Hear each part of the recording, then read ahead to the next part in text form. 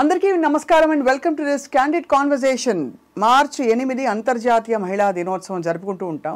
ఏదో 100 ఏళ్లకు పైగా పూర్వం అనమాట. సమాన వేతనాలు, సమాన హక్కుల కోసం ఏర్పడిన ఆ దినోత్సవం ఆ ఒక్కరోజుకి పరిమితమై వాస్తవానికి ఇవాళ మనం స్పేస్లోకి వెళ్ళిపోయిన పెద్ద పెద్ద అద్భుతాలు సాధించిన ఒక నారి, ఒక మహిళకి ఇంటి నుంచి మొదలుకొని సమాజం వరకు కూడా ప్రతి చోట సవాళ్ళు, అడ్డంకులు. ఇలాంటి ఒక బ్యూటిఫుల్ సందేశంతో, ఒక థీమ్తో నిర్మించిన ఫిల్మ్ ఏది అంటే నారి. టైటిల్లోనే అర్థమైపోతుంది, ఒక స్త్రీ గురించి, స్త్రీ ప్రయాణాన్ని గురించిన చిత్రం ఇది అని. అన్నిటికంటే విశేషం ఏంటంటే ఈ సినిమాలో ముఖ్య భూమిక పోషించింది మనందరికీ చాలా ఇష్టమైన నటి, అందరికీ ఎప్పటి నుంచో తన న్యాచురల్ యాక్టింగ్తో అండ్ తన బ్యూటిఫుల్ గ్రామర్ అండ్ గ్లామర్ రెండింటితో అలరిస్తూ వచ్చిన Amani garu. And she is here with us today. Amani garu, నమస్తే స్వప్న గారు. ఇంట్లో ఒక ఫ్యామిలీ మెంబర్ని చూసినట్టు ఉంటుంది మిమ్మల్ని చూస్తే. గాడ్ గిఫ్ట్ అనుకుంటాను. అందరూ అలాగే అంటుంటారు కదా, తెలుగింటి అమ్మాయి లాగే ఉంటుంది, మా తెలుగింటి అమ్మాయే మీరు, మా ఇంట్లో ఒకరిలా ఉంటారు అంటుంటారు. నేను చాలా బరువైన ఇంట్రొడక్షన్ ఇచ్చాను, కానీ యాక్చువల్లీ నారి అనే చిత్రంలో మీరు ఒక నారి టైటిల్ రోల్ ప్లే చేయడం మీకు ఎలా అనిపించింది? చాలా గర్వంగా ఉంది, అంటే టైం చాలా సంతోషంగా ఉంది. ఇంత మళ్ళీ చాలా నా కెరీర్లో చాలా మంచి మంచి క్యారెక్టర్స్ చేశాను. సో ఈ మధ్యన నేను ఇలా చేయలేదు, ఇలాంటి క్యారెక్టర్స్ చేస్తున్నాను, కానీ ఇంత ఒక వెయిట్ అన్న క్యారెక్టర్ చేయలేదు. అంటే చాలా సొసైటీలో రేపు సినిమా రిలీజ్ అయితే నా మీద ఒక మంచి ఇంపాక్ట్ ఉంటుంది ఈ సినిమా వల్ల. సో అంత మంచి క్యారెక్టర్. మీరు ఎప్పుడు మిమ్మల్ని చూసినా మిస్టర్ పెళ్ళాం గుర్తొస్తుంది, కాబట్టి మిస్టర్ పెళ్ళాం నుంచి నారి దాకా ఎలా ఉంది మీ జీవితం? అక్కడ Mister Pellam is again a women centric role, ఇక్కడ మళ్ళీ నారి అనేది ఇంకొక షేడ్ చూపించే ఒక ఇది. సో అప్పట్లో చేసిన అన్ని సినిమాలు మావి చిగురు, శుభలగ్నం, శుభ సంకల్పం, మిస్టర్ పెళ్ళాం, ఇలాంటి ఏదైనా హీరోయిన్ ఓరియంటెడ్ మూవీస్ సేమ్ అలాంటిదే, కానీ మీరు చెప్పినట్టు షేడ్ అది కాదు. ఇదొక different character, different shade, different ఒక చెప్పాలి ఒక రెవల్యూషన్ మనకు సొసైటీగా చాలా అవసరమైన. ఇప్పుడు నడుస్తున్న దుర్మార్గం చాలా పోతుంది కదా ఇక్కడ, ఇప్పుడు మనకు సమాజంలో జరుగుతుంది. సో దాన్ని ఎదిరించి అలాంటి ఒక మంచి మెసేజ్ ఉన్న క్యారెక్టర్. ఇప్పుడు దుర్మార్గం అన్నారు కదా ఆమెని గారు, ఎక్కడెక్కడ దుర్మార్గం కనిపిస్తుంది? మామూలుగా చాలా మనకి బయటికి వచ్చే పెద్ద పెద్ద నేరాలు ఏవైతే ఉంటాయో కనీసం వాటి గురించి చర్చించుకుంటారు మన న్యూస్ రూమ్స్లోనో లేకపోతే విమెన్ ఆర్గనైజేషన్స్ వాళ్ళు, కానీ మధ్యలో జరిగే దుర్మార్గం ఉంటుంది. అడుగడుగునా ముట్టిగా పడ్డం, ఇది వేసుకోవద్దు, అది తినద్దు, అది చేయొద్దు, ఇది చేయొద్దు అనే ఆంక్షలు మొదలుకొని ఇలాంటి దుర్మార్గాలు. మీ అభిప్రాయం, మీ ఎక్స్పీరియన్స్ ఏంటి? అసలు దుర్మార్గాలు ఉన్నాయంట? అవును, దుర్మార్గమే కదా. ఒక స్త్రీకి ఒక ఫ్రీడమ్ లేదు, ఇది వేసుకోవద్దు, మీరు చెప్పినట్టు అది చేయొద్దు, ఇలా చేయొద్దు, ఇలా పట్టకూడదు. బయటికి వెళ్తే ఒక ఎప్పుడు మన సొసైటీలో మనం ఉన్న ఈ చుట్టుపక్కల అన్నిట్లో ఒక ఆడది ఒక 10 తర్వాత వెళ్ళడానికి భయం వేస్తుంది. ఎందుకు? ఇప్పుడైతే 8 తర్వాత వెళ్ళడానికి భయం వేస్తుంది. సో ఆ ఫ్రీడమ్ లేదు. మనకు ఫ్రీడమ్ వచ్చినా ఆడదానికి ఒక స్వేచ్ఛ లేదు. మా సిటీలో మేము ఫ్రీగా తిరగగలము అని ఎక్కడ ఉన్న భయం. చిన్నపిల్లలు వదిలేసి వెళ్ళడానికి భయం. చిన్నపిల్లలు వాళ్ళు బయట కాసేపు ఆడుకుంటే అయ్యో ఏమైపోతుందో, ఎవరు ఏం చేస్తారు, గుడ్ టచ్, బ్యాడ్ టచ్, ఇవన్నీ చెప్పియాలి ఇప్పట్లోనే పిల్లలకి. మాకంతా ఆ ఏజ్లో మాకు తెలియదు, మేమంతా ఫ్రీగా పెరిగాం. ఈ పిల్లలకి ఇవన్నీ ఇప్పుడే నేర్పించాలి. సో ఇవన్నీ ఎందుకంటే సొసైటీలో జరుగుతున్న ఈ దుర్మార్గంకి కారణం. కరెక్టే, కానీ దానికి మూల కారణం పురుషుడు అంటారా? అంటే ఒక స్త్రీగా 100% అదే కదా.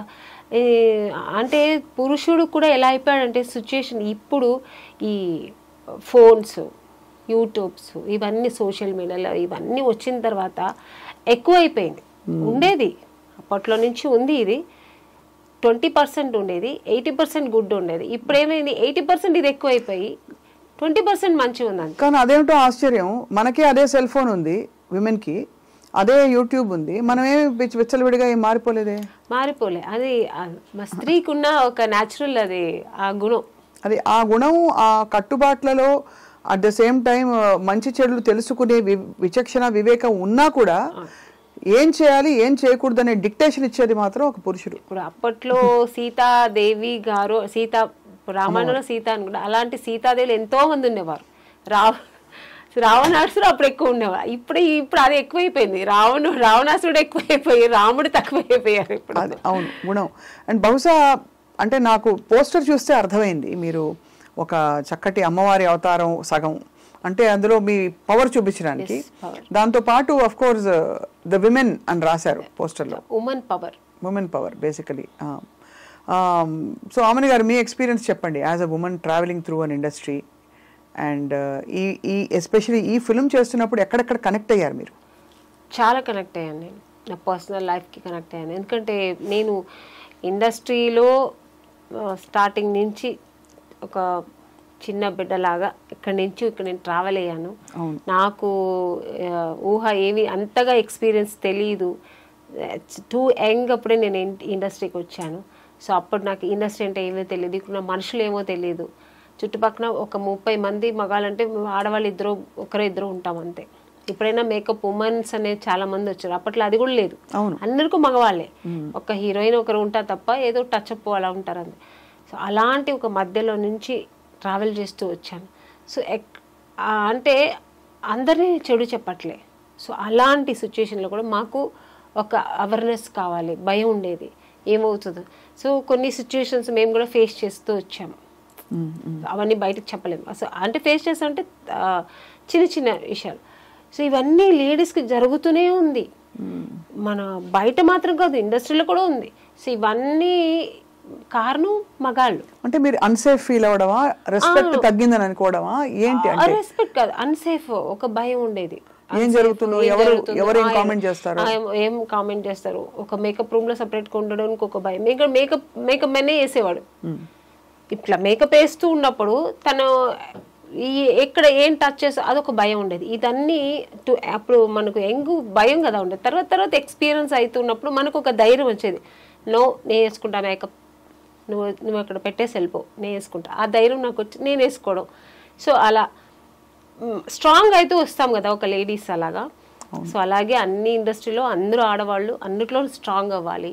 ఈవెన్ ఇంట్లో హౌస్ వైఫ్గా ఉంటే కూడా మొగుడు ఒక అబ్యూస్ క్యారెక్టర్ అయితే ఎలా ఉండాలి లేడీస్, ఎలా ఉండాలి మీరే చెప్పండి. ఎందుకంటే ఇవాళ రోజుల్లో చాలా చాలా ఇన్సిడెంట్లు ఇలా జరుగుతున్నాయి. అది ఎలా ఉండాలి అనేది నారీ సినిమాలో చూపించాం మేము. ఇప్పుడు చెప్పలేను నేను, నారీ సినిమాలో 25th డిసెంబర్ చూస్తే అందరికి డిసెంబర్ 25th వస్తుంది. బట్ సీరియస్లీ ఇది చాలా అవసరమైన ఫిల్మ్ అండి. ఐ థింక్ డైరెక్టర్ సూర్య, ఆయన అంటే యంగ్ డైరెక్టర్ అయ్యండి, ఎందుకు ఆయనకి ఇలాంటి ఇతివృత్తంలో తీయాలని అనిపించింది? నాకు కూడా అనిపించింది.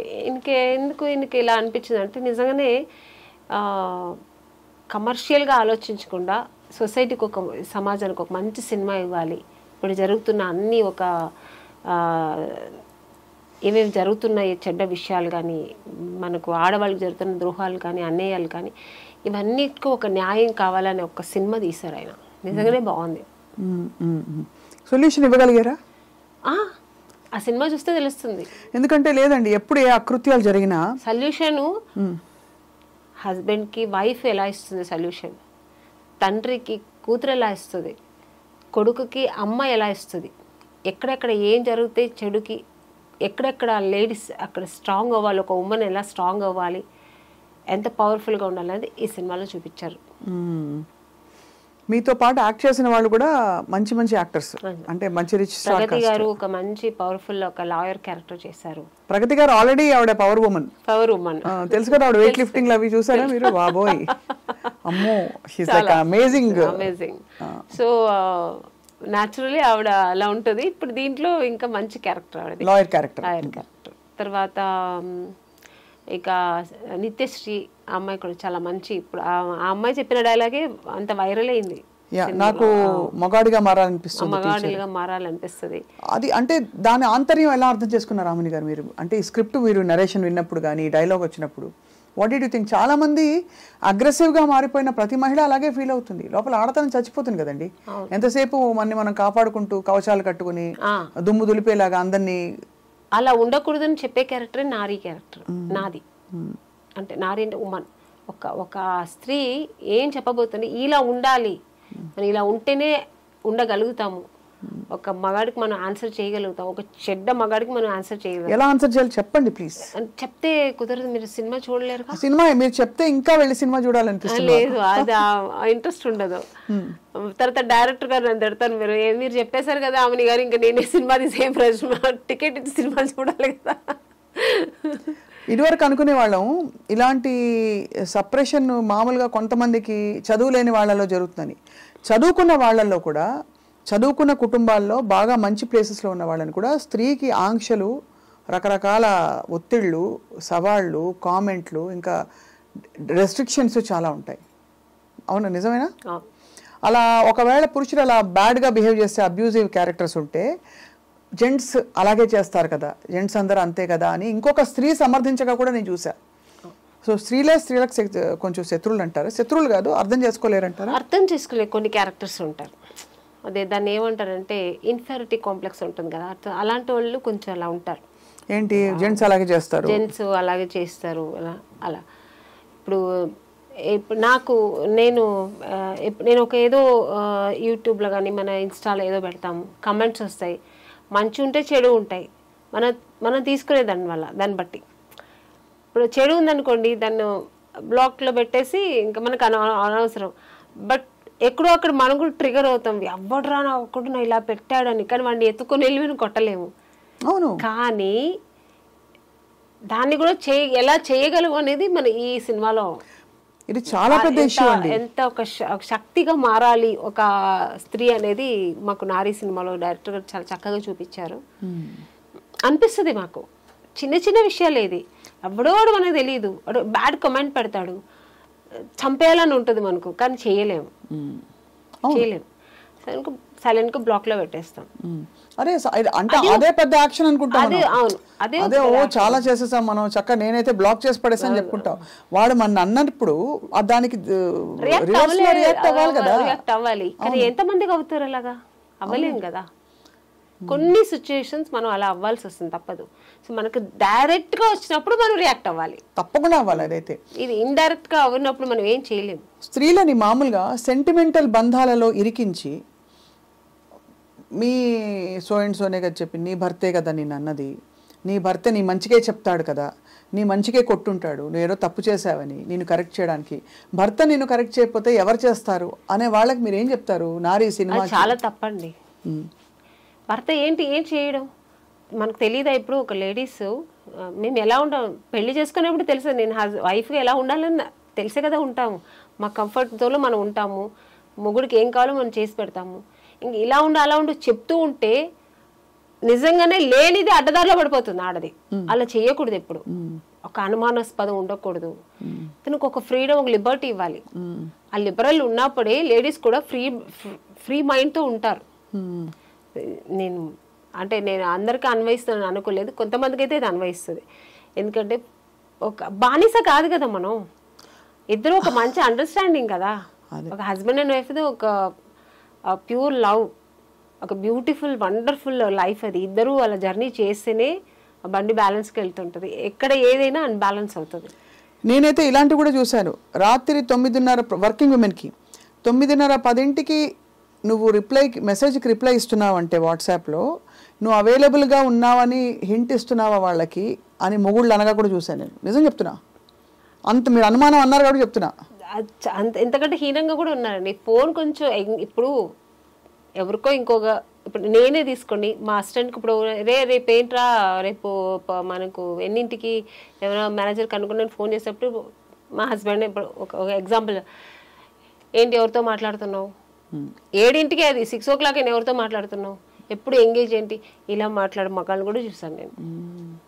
అవును, చాలా ఇది ఎక్కువైపోయింది. అంటే ఎక్కువ అవడే కాకుండా మీరు అన్నట్టు ఈ నారీ ఫిల్మ్ ఐఎమ్ సో హోప్ఫుల్, ఏదో దీనికి ఒక అద్భుతమైన 1, 2, 3, 4 స్టెప్ వైజ్ సొల్యూషన్ వస్తుందని నేనైతే వెయిట్ చేస్తున్నాను. ఎందుకంటే చదువుకున్న వాళ్ళలో ఇండిపెండెంట్గా ఫైనాన్షియల్గా మనం తిని సంపాదించుకునే పరిస్థితిలో ఉండే లేడీస్కి కూడా వీళ్ళెవరండి డిక్టేషన్ ఇవ్వడానికి? వాళ్ళని ఊడిపడ్డారు ఎక్కడి నుంచి అయినా. స్త్రీ గర్భాన్ని ఛేదించుకుని పుట్టిన వాళ్ళు వీళ్ళందరూ. నిత్యశ్రీ ఒక డైలాగ్ చెప్తుంది, మీరు వినుంటారు కదా, అందులో వైరల్ అయింది కదా. దానిలో అమ్మాయి చెప్పే అన్నీ మొత్తం ఒక్కొక్క చెప్తుంది కదా, ఆ విషయాలు అన్నీ ఈ సినిమాలో ఉంటుంది. ఎందుకంటే లేడీస్కి ఇలా జరుగుతుంది అనేది నిజం. దానికి సొల్యూషన్ ఉంటుంది దీంట్లో.